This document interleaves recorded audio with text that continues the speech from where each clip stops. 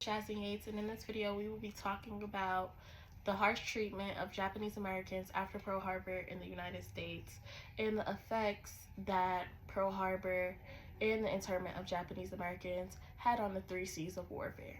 Here is the motion picture record released by the United States Navy of the havoc wrought by the Japs' sneak sky and sea raid on Pearl Harbor, America's mid-Pacific naval bastion.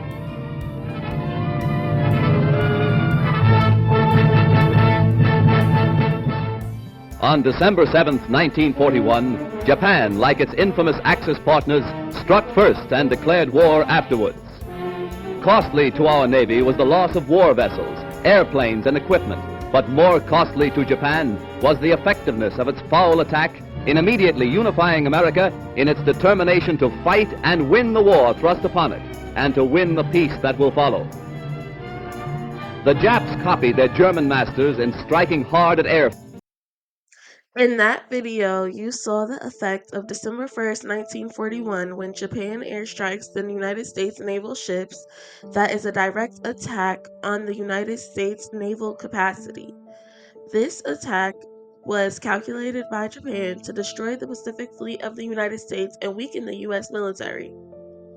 The United States responded to this attack on their capacity by not only joining the war, but with Japanese internment. The idea behind internment was to protect America from Japanese quote-unquote spies, but this move was really made out of public fear.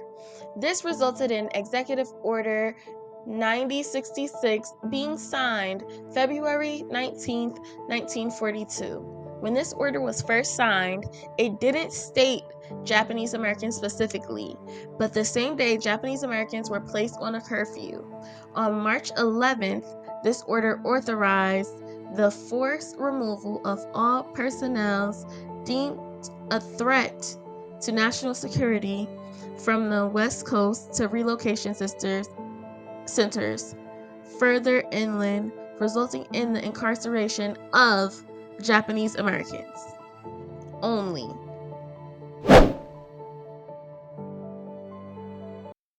When the executive order was first passed, the idea was that the Japanese Americans would relocate themselves with voluntary evacuation more inland because they didn't want the Japanese Americans close to military bases.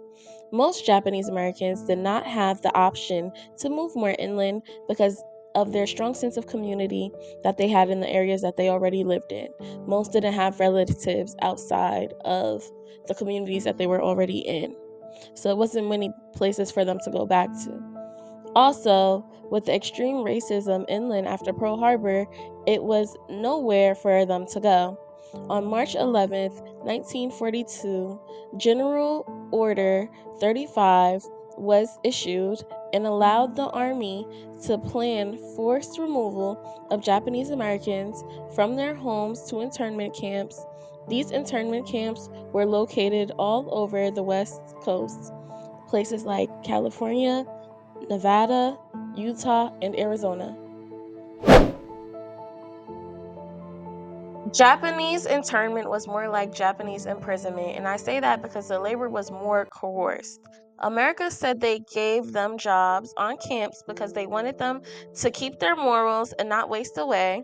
Although that could be true, it was really to help the capacity because not only was the labor on the camps beneficial for the war, but it was even beneficial after the war.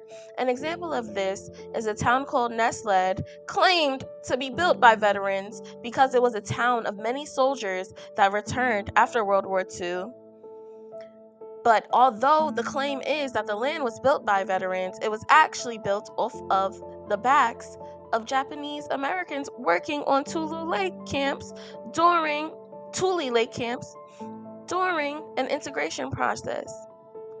This was a calculated move by the U.S. Corps of Engineers and the War Relocation Authority so that Japanese Americans can cheaply develop the region and they won't have to be paid as much.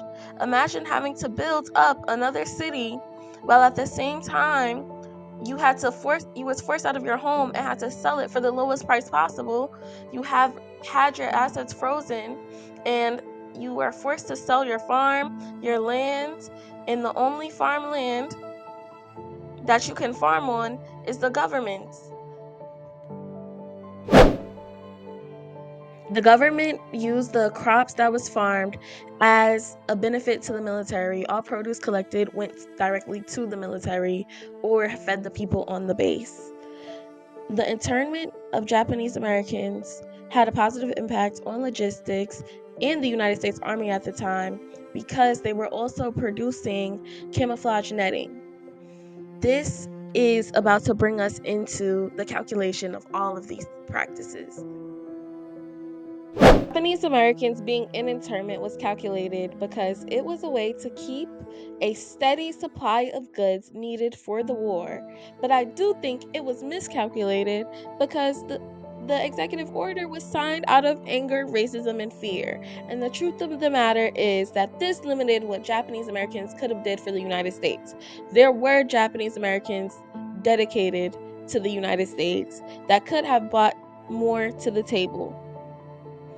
A good example is the 442 Regiment Combat Team that was active February 1943, 1 year after the executive order was signed. This group was made out of 2/3 of Hawaiian Japanese Americans and the remaining being Japanese Americans from the mainland. This group went to fight in the invasion of southern France, successfully liberating French cities from Nazi occupation. They also teamed up with the 42nd Unit, a segregated African American unit that drove German forces out of northern Italy. This group is the most decorated group for its size, with 18,000 men, over 4,000 Purple Hearts, 4,000 Brown Stars, 560 Silver Stars, 21 Medals of Honor, and 7 Presidential Unit citations, showing the dedication that 4,042 had to the country. And many other Japanese Americans did not get to show their same dedication to the country the way that they should have been able to, because this is supposed to be a country for freedom. And I know that in war times that changes that, but I feel like this was unfair and unacceptable. Culturally, although this doesn't directly affect the military, many Japanese Americans started to question their identity, especially second generation Japanese Americans. They questioned their American dream and wonder why was their race prioritized over their patriotism in a country that they were born in. They either had to embrace Japanese culture by leaving the United States or stay in the United States and renounce their Japanese culture. When the war was over, many Japanese Americans were told to stay off of the West Coast because of the extreme racism that they would face if they moved back. Further challenging their identity, because for background knowledge, on the West Coast, the Japanese community was very strong. They all had systems, schools, doctors. The community ran in a circle. So telling them that they can't move back to the West Coast did strip a sense of identity to them. And let me not say can't. They were advised not to move back to the West Coast because of the extreme racism that they would face. So many of them moved more to the Midwest and more inland and faced more racism, because after Pearl Harbor, racial tension was just high. Internment brought the Japanese American community shame that they often didn't talk about with their families in the generations to come. This created a psychological torture for many Japanese Americans because they no longer had their place or understood their place. To clarify, some things in this video is just specifically focused on internment and how it infected the war and the effects on how the culture of Japanese Americans after. Some details of day to day life in internment were left out to highlight the effects that internment had on the three C's. After my video, I hope you leave with a better understanding of how internment was calculated and how that calculation affected capacity, and how capacity and calculation as a whole affected culture for Japanese Americans after the war. Thank you for watching. It's been a pleasure being in your class. See you around.